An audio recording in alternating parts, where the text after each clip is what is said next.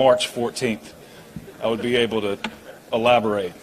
But since it's March 1st, we'll get 15 minutes in.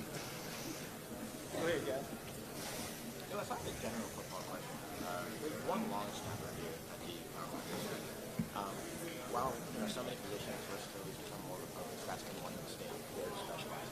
You guys are that one as well. Why do you think that is? And do you do that in the future? There's probably only one at the combine because none of us really know what it takes to be a long snapper, right? But I think it is interesting. It's very specialized. I can say that the special teams coaches do a really good job because that's their world. They know the intricacies of that position. And whether you're at the combine, I think you get to the combine because there's kickers and punters here, and you definitely need a snapper. But there's going to be snappers that played in college football this year that aren't at the combine that will snap in the NFL. So, but it is, like you said, it's just a specialized, very, very specialized position. It's interesting,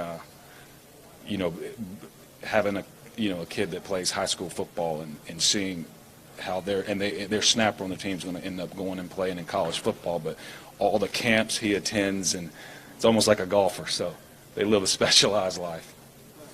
As worked to get Jared synchronized with Sean last year and comfortable with the offense, what were the biggest challenges and priorities in the early stages? I think the biggest challenges in the early stages is dealing with the rules in the off season, and Jared can't come to work, and he wants to come to work, and Sean wants him to come to work, and so you got a new staff. They're putting in a new offense, and you can't do it ASAP. Which in most transitions in life, guess what? If there's a transition, you start immediately on it. So I think that's the biggest hindrance, is just the working within the rules and the time frame. Once they started working together, how do you stimulate that and get it accelerated so that you can play catch up? I think it takes, in their cases, Jared was itching to come back to continue getting better. Obviously, Sean was itching to install his offense and do his part in helping Jared improve. But it was really two human beings that were passionate about getting better. And once that occurs, I don't know if they took any time off. So I do, Jared was then working weekends per se.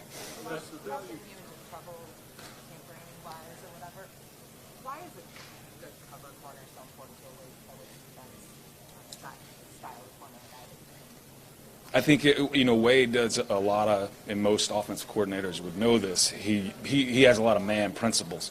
Some really good defenses have a lot of zone principles. Nowadays in NFL, whoever you are as a coordinator, you can't just do man or zone. You got to mix it up. But I think when you've got a lot of, your coverage is based out of man, and you got someone that you could put on a very good man on the other side of the ball, it does allow you, it frees you up to do other things with the other 10 players and get creative with blitz packages and all of that. How different is the field this year compared to last year when you guys were just starting this thing out and had some success and trying to continue building?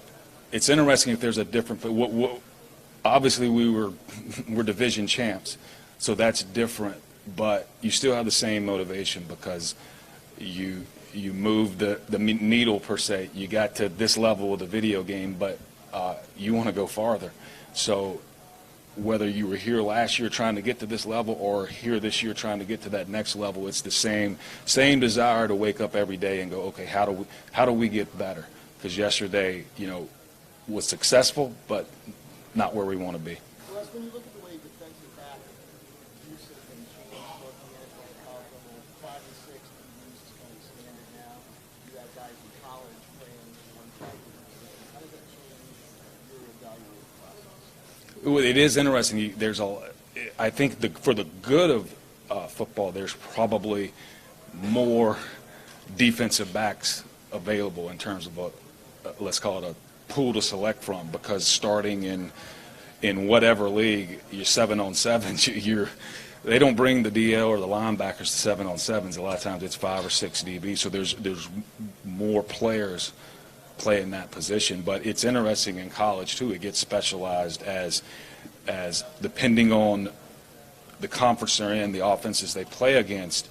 you might have a corner who's built to play on the outside, but it was best for his college team to play on the inside based on who they were playing and what other teams' quarterbacks can do and things like that. And you don't get a chance to see the guy play on the outside. So it poses some difficulties. But I think all in all, it is nice that because I think John Lynch was up here earlier, and I heard him say this is a spacing game. So there's a lot of athletes that can play in space in college football. Bouncing off that, if you look at a guy who's maybe in the wrong position, just the traits they're looking for in a quarterback, it's outside guy for us. Yeah, you have to look at those traits, and then you have to predict that you can, and the coaching staff can develop him to play out there. Obviously, anytime you're doing it, you'd love to say, okay, we saw him do it. But it was interesting. I was talking to one college coach who has a corner in the draft. He had a great story in that he played at a high school. They were, basically, let's call it played a deep zone coverage. The conference he was in didn't throw the ball a lot, but you got this big athlete. So he ended up watching him as a vice on punt team, because that's when he's up pressing the gunner on the punt team. He says, okay, that's when I saw him press, flip his hips, and things like that. So it was interesting how he said how he found this particular corner. But you got to do those type things. Last year at the Combine, you characterized Todd Gurley's season as maybe a bit of a sophomore slump. How did you view this season, and maybe talk about what the difference? I don't know if I have a good term for junior, but let's call it, hey, he was offensive MVP for a reason. Special player. Did it a lot of different ways, running the football, catching the football, scoring touchdowns. So it's one of those guys where not only does he help your football team, he's just, he's one of those guys, if I was paying to go see a game, I'd say, let's go see Todd Gurley and one of those girdles. That's what we've nicknamed the hurdle, the girdle. So it's just fun to watch him, but I can tell you this, he really helps the Rams offense. And he, won the MVP of the offense in the NFL for a reason. The value of running back seems to have gone up all over the league after a period there when they seem, teams seem to treat them like they were a dime a dozen. What's changed? Good question. I think, is it the value of the running back? But sometimes especially the last few guys, they're just, guess what? They're really talented human beings. So if they'd have played something else, maybe the value of that position would have gone up. So it probably depends on the person who's actually putting on the helmet. And I think the value of the running back gets more valuable when that player actually is one of your more important offensive weapons, and how a coach can use it. But it's interesting, right? Going back to when we were in high school, you know what? Who touched the ball the most? The running back, and it's probably still that way in the NFL. So I think it's always been a very important position. How much does that valuation change now that you have pass catching running backs as talented? Not just on Gurley, but there's Kamara, there's other guys out there with Howard. And now you put genres on running backs. Are they more inline, first and second down type running backs? Are they more change of pace? Can they catch? And the really good ones can do both, where, hey, you can run between the tackles but also send him out. And that way when this running back is in the game, at least the defense is on their heels a little bit in terms of, all right, what is he going to do? Where if you get specialized, defense coordinators going to, okay, so-and-so's in the game, they're probably going to throw it or block it. But I think now in college football, it's hard to be a running back and not catch the football. What have been your early impressions of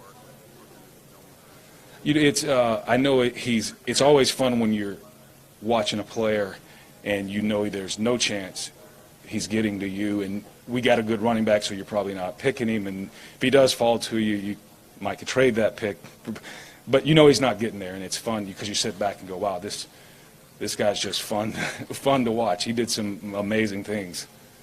What about the last 3 years? Are you basically aggressive pre-draft trades? You get Jared, go ahead and make the money you guys have coming in a couple of weeks. What was the philosophy not to wait to see maybe how the market develops, just go ahead and make those trades? I think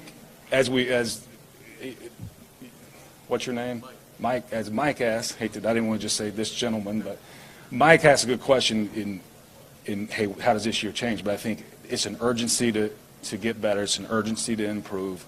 You have your things you want to address, and there's a lot of avenues to address them. And then, just like some offensive coordinators, you like to attack. You like to put it in 2-minute mode and get things done. So I think that's the philosophy of, hey, let's urgently try to get better. Les, when you draft a quarterback in the first round, should he be a starter as a rookie? I think that's going to be determined by if he's ready.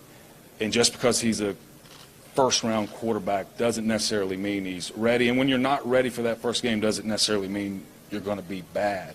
But I do think, as we all know, if you send someone out who's not quite there for whatever reason, and quarterbacks have a harder time coming in because they're coming from usually a system where they're not in the huddle, they're getting hand signals to all of a sudden there's somebody, they got an earphone in their helmet and there's a coach sending in a sentence, and now that guy's got to remember the sentence, get it to the other team, then remember. So you don't want to send that guy out where he's still thinking, has a few bad games, and that just leads to let's call it less confidence going forward. So it's case by case, and not everyone's going to be ready based on where they play college football and things like that. Cooper Kupp made an instant impact, one of the better rookie wideouts, and a mid-rounder for you guys. In recent years, that seems to be a trend that the mid-round wide receivers, at least right out of the gate, are outproducing the first-rounders. Do you agree with that assessment? And if so, can you put your finger on maybe why that's happened the past 4 or 5 years? That's I hadn't done that study because when you said that, the first guy that came to my mind was Odell Beckham Jr. or somebody like that, and he was in the first round. But I get what you're saying. I think similar to the DBs, there's a lot of if you got a lot of DBs on the field, there's a lot of wide receivers on the field, and those guys, there's a lot of passing now in middle school ball all the way up. So these guys are learning to really, let's call it the intricacies of route running. And I do think that kind of the farther you go back in the draft, maybe the less mom, dad, God-given physical skills you have. That's probably the reason you got pushed back a little bit. But they are obviously successful, and I think because they were probably less gifted, they've really learned a craft of how to, get open, make catches, move the chains. What's your level of 2 more, guys.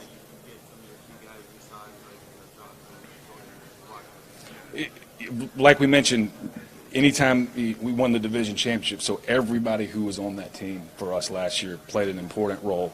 So it's important for us to work through this time. I know we've been working at the combine. I see Tony Pastore's over there. He's taking a slight break, but this time of year we're trying our best to, as Steve mentioned, urgently get these things done. So, but time will tell. But if you guys aren't able to bring back Watkins, what do you see as Josh Reynolds? You guys might be able to step up into that role. Oh, we were very impressed with Josh, and it was fortunately we had a deep receiving crew last year that for the most part was healthy, but through the year, just at Texas A&M, there was a few things that he did at practice and even in games. You're like, wow, okay, that's the Josh Reynolds that we saw go up and make catches against good players in college football. So he can wow you with some of those catches. So very very excited about him. Whether no matter who the first 3 receivers are.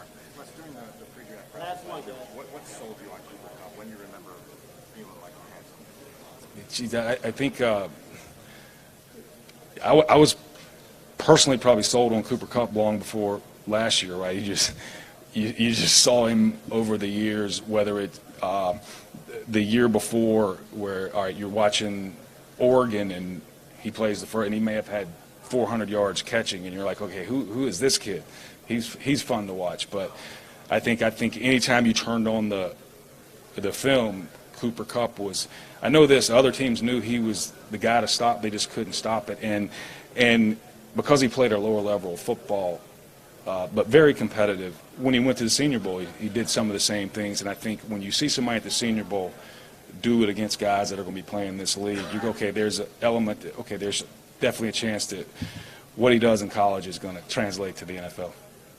Who more than a slot guy long term? I think he definitely can be. I think when we lost Robert Woods this year, he was able to go out and play outside because he is a bigger kid. I think with us, he's exceptionally well in the slot, so I think Coach McVay would love to keep him there just because he values that slot receiver. Thanks, guys. Thank you, guys.